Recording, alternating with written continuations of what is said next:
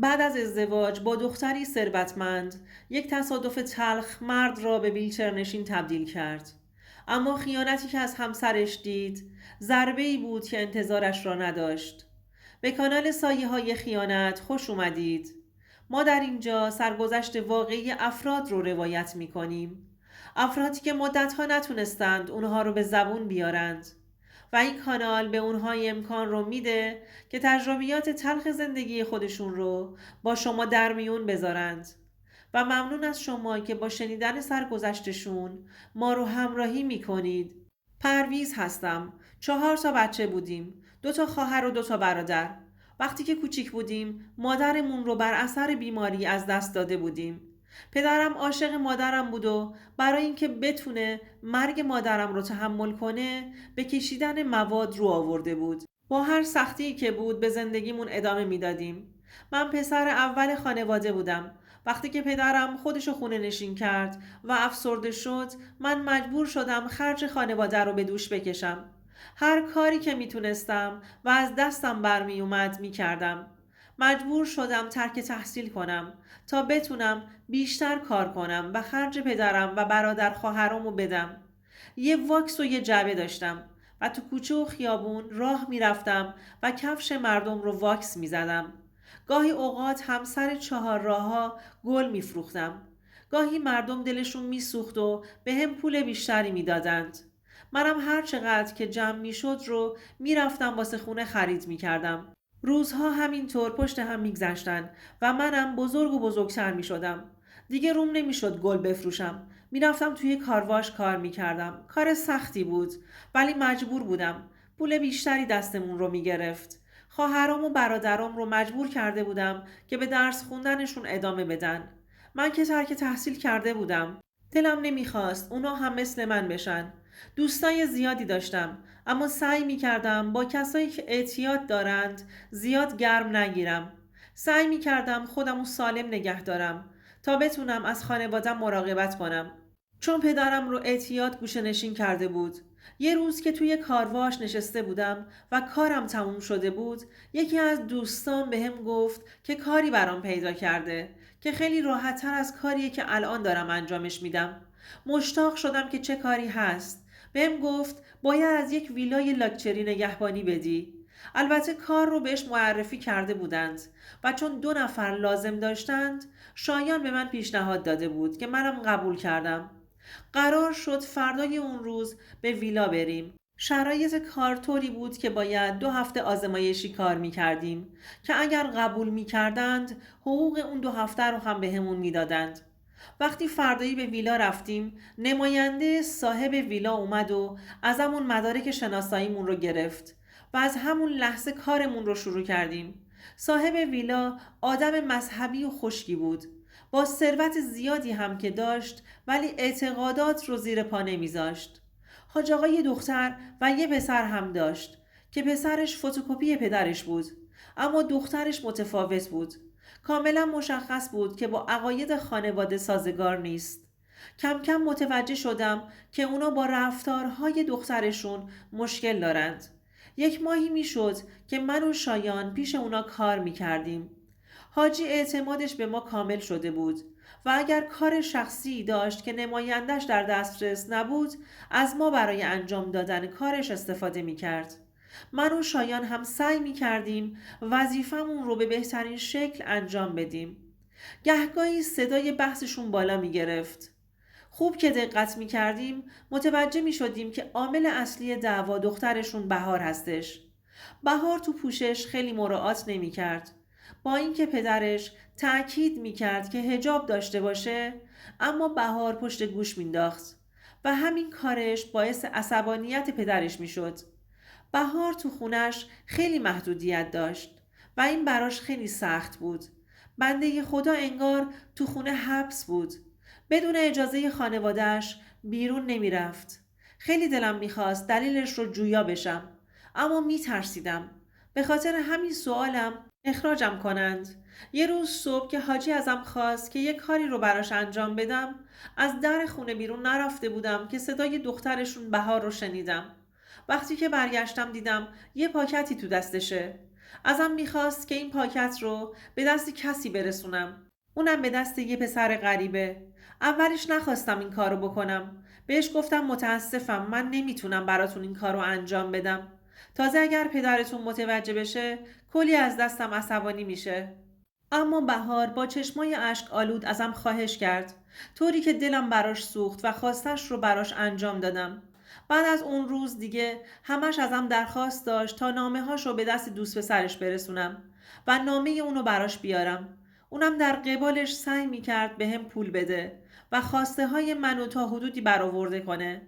منم طوری این کار رو براش میکردم که هیچ کدوم از اهالی خانواده متوجه نشند. یه روز که تو باغچه خونه داشتم به گلها نگاهی مینداختم، دیدم بهار از پنجره اتاقش بهم اشاره میزنه که بعد از رفتن پدر و مادرش به داخل خونه برم. دوستان عزیزم، اگر تا اینجای داستان خوشتون اومد لطفاً این ویدیو رو لایکش کنید. تو همون لحظه ها بود که حاج آقا و خانومش از خونه رفتن بیرون. منم رفتم داخل ویلا تا ببینم که با هم چیکار داره. بهار خواسته بود که بابت خوبی هایی که در حقش تو اون مدت کرده بودم تشکر کنه. چون پدرش از رفتن به بیرون منعش کرده بود و تنها راه ارتباطش با دوستش فقط من بودم. منم که بهش کمک کرده بودم. بهم گفت که بهم مدیونه و هر کاری که لازم باشه و از دستش بر بیاد برام انجام میده.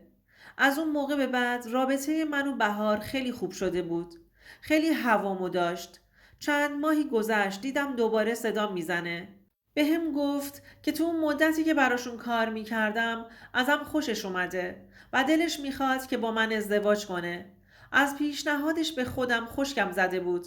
چطور ممکن بود من نگهبان با دختری که انقدر ثروتمند و نامدار بود ازدواج میکردم؟ بهم گفت که تو این مدت بهم علاقه‌مند شده. اصلا متوجه منظورش نشده بودم. کی این اتفاق افتاده بود و کی این حس براش به وجود اومده بود؟ بهار خیلی ثروت داشت. انگار خدا دنیا رو بهم داده بود. نمیدونستم چی جوابشو بدم. زبونم قفل کرده بود. اونقدر که ساده بودم حرفهاش رو نسبت به خودم باور کردم. اما مطمئن بودم که پدرش دخترش رو به من نمیده. بهم گفته بود که دوست داره در کنار مردی زندگی کنه که آرامش و آزادی داشته باشه. من که از خدام بود، چون با پول بهار میتونستم به تمام خواسته هام برسم. بهش گفتم که خانواده‌اش به این ازدواج رضایت نمیدن. در جوابم گفت که نگران نباشم و خودش رضایتشون رو جلب میکنه. چند ماه گذشت و بهار خلاصه با خانواده‌اش موضوع من رو در میون گذاشت. پدرش وقتی که متوجه این قضیه شد خیلی به هم ریخت و گفت به هیچ عنوان اجازه نمیده که دخترش با آدمی که نگهبان خونه خودشونه ازدواج کنه. اما بهار گوشش بدهکار نبود. همونطور به پافشاری و ازدواج با من ادامه میداد. حاجی که دید بهار دست بردار نیست، تصمیم گرفت که منو از کار اخراج کنه که شاید اینطوری جلوی چشم دخترش نباشم و این فکر و خیال هم از سر بهار بیرون بره. وقتی که از کارم اخراج شدم چند وقتی گذشت و از بهار هم خبری نبود. منم دیگه به این باور رسیده بودم که همه چی تموم شده و بهار منو فراموش کرده. سعی کردم خودم رو با کار کردن مشغول کنم تا از این طریق بتونم برای خودم درآمدی داشته باشم. توی نانوایی مشغول به کار شدم. دیگه داشتم نون پختن هم یاد می گرفتم که به یک باره گوشیم زنگ خورد. وقتی جواب دادم بهار بود. بهم گفت که میتونم برگردم به ویلاشون و به کارم ادامه بدم و اینکه پدرش رو با ازدواج با من راضی کرده. از شنیدن این حرف کلی خوشحال شدم. فردای اون روز دوباره به ویلا برگشتم. از برگشتن من به ویلا چند روز گذشته بود که پدرش منو به حضور خواست. ازم پرسید که چرا میخوام با دخترش ازدواج کنم. فکر میکرد پولش دلیل این ازدواجه. اما من نمیتونستم بهش بگم که دختر خودش ازم درخواست ازدواج کرده. برای اینکه غرور دخترش رو پیش پدرش نشکنم جواب دادم توی این مدت که پیشتون کار میکنم به دخترتون علاقه‌مند شدم و همه سعی خودم رو میکنم که دخترتون رو خوشبخت کنم. طوری نگام کرد که آب دهنم رو قورت دادم و سرم رو انداختم پایین. بهم گفت میتونم برم و دیگه حرفی نزد. اما هزار تا حرف تو چهرش میشد خوند. بعد از چند روز پدر بهار به ازدواج ما رضایت داد. در صورتی که مادرش و برادرش هم با ازدواج ما مخالف بودند، اما نمیتونستند روی حرف پدرشون حرفی بزنند. پدرش بهم گفت که باید رسوم رو به جا بیارم و همراه خانوادم به خواستگاری بهار برم. منم چون مادرم فوت شده بود، پدرم هم معتاد بود، کسی رو نداشتم که با خودم به خواستگاری ببرم. به بهار قضیه خانوادم رو گفتم و تصمیم گرفتیم که پدر بهار از شرایط خانوادگیمون چیزی متوجه نشه، چون 100% با ازدواج ما مخالفت میکرد. بهار به خانوادش گفت که مادرم فوت شده و پدرم هم چون بیماری سختی داره نمیتونه بیاد خواستگاری. خواهر و برادرام هم که از خودم کوچیکتر هستند و من پسر بزرگ خانواده بودم. از این طریق تونستیم پدر بهار رو توجیه کنیم که خواستگاری نمیتونیم بریم. این شد که یه عقد ساده گرفتیم. پدر بهار به عنوان کادو یه خونه و یه ماشین به دخترش هدیه داد تا ما بتونیم تو اون خونه مستقل زندگی کنیم. برای منم تو دفتر کارش یه کار مناسب در شأن دامادشون در نظر گرفت. دیگه نگهبان نبودم و پدرش نمیخواست از این موضوع کسی با خبر بشه. وقتی که بهار جهیزیه‌اش رو داخل خونه جدیدمون چیدمان کرد، بعد از چند روز مراسم عروسیمون رو هم گرفتیم. اما اصلا نمیدونستم تصمیمی که گرفتم بزرگترین اشتباه زندگیم بوده. فقط میدونستم که با ازدواج با بهار تمام خلاهای زندگیم رو پر میکنم. تمام کمبودهامو جبران میکنم. کمبودهایی رو که در تمام طول عمرم نتونسته بودم برطرف کنم. اما بهار منو راهی برای آزادی خودش از اون خونه پرمحدودیت میدید. اولین روز ازدواجمون متوجه شدم که دیگه پدرش نمیتونست بهار رو تو کاراش محدود کنه. بهار تمام زندگیم رو تأمین کرده بود. همه چیز تو زندگیم داشتم. بعد از ازدواج برای ماه عسل به یکی از کشورهای همسایه سفر کردیم. من حتی تو خوابم هم فکر نمی کردم که یه روزی به یه همچین مسافرتی برم. وقتی که برگشتیم زندگی مشترکمون رو شروع کردیم. چند ماه گذشت. همه چی خیلی خوب بود، ولی احساس می کردم که بهار از بودن با من اکراه داره.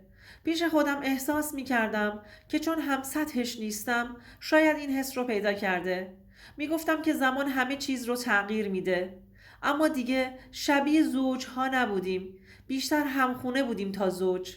اینم بگم که منم به بهار علاقه خاصی نداشتم و فقط پولش باعث این ازدواج شده بود. میگفتم تو زندگیم خلاصه علاقه به وجود میاد. چند ماهی گذشت و دیگه من از این وضعیت موجود کلافه شده بودم.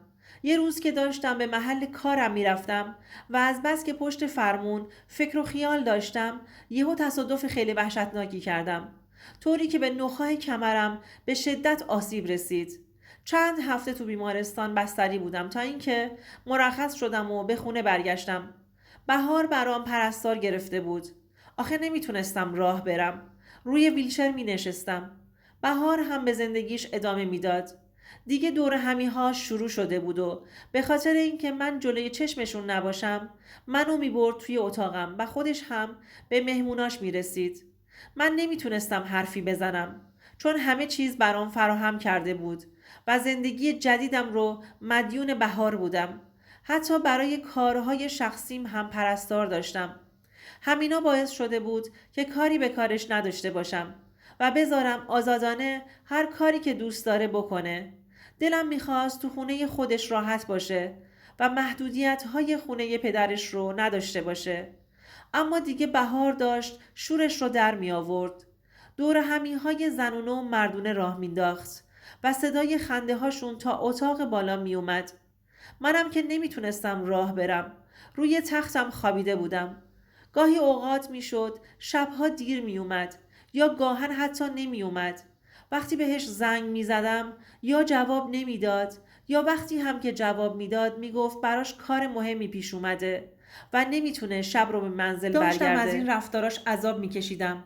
گاهن هم پرستار رو مرخص میکرد و وقتی که به خودم میومدم میدیدم صدای زمزمه مرد غریبه ای از پایین میاد و بعدش هم صداشون قطع میشد. دیگه میدونستم بهار داره بهم خیانت میکنه. یه روز از شدت خشم تصمیم گرفتم که به برادرش زنگ بزنم و همه چی رو براش تعریف کنم. من که نمیتونستم جلوش رو بگیرم. حداقل اونا میتونستند.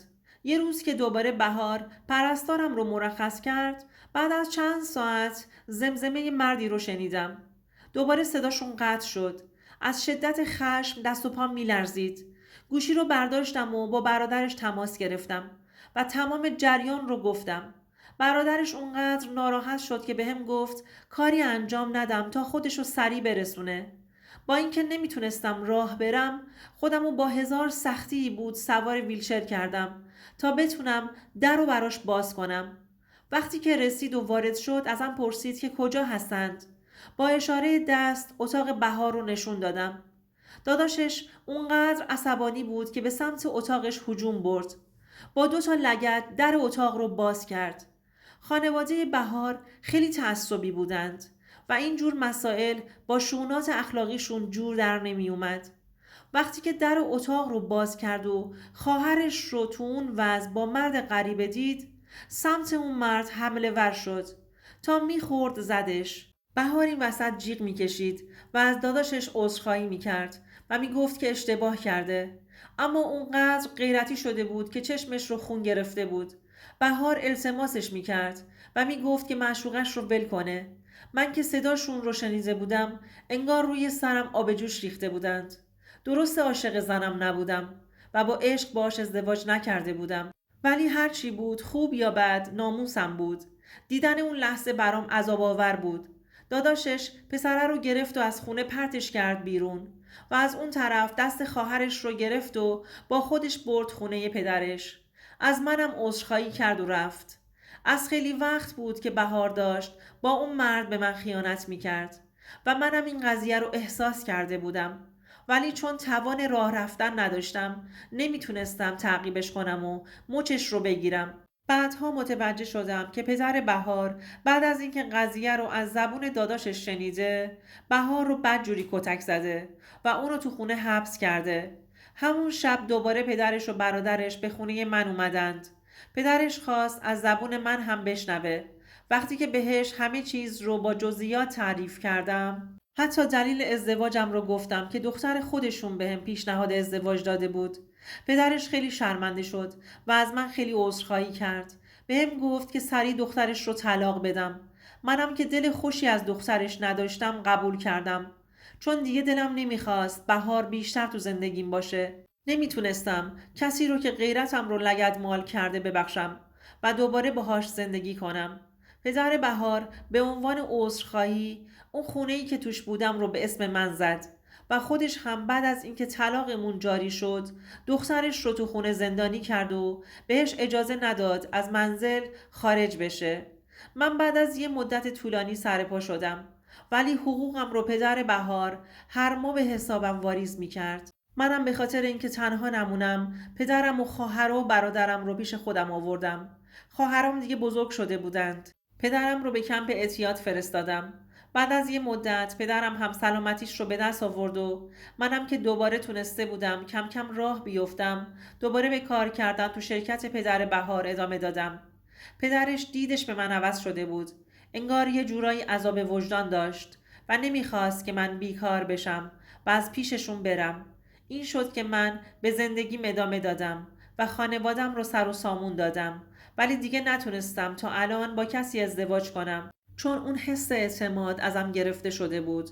دوستان عزیزم، اگر شما هم به این نوع سبک از محتواها علاقه‌مند هستید، این ویدیو برای تو هستش. لطفاً برای دیدن ویدیوهای بیشتر ما رو سابسکرایب کنید و ممنون که تا انتهای این ویدیو با ما همراه بودید.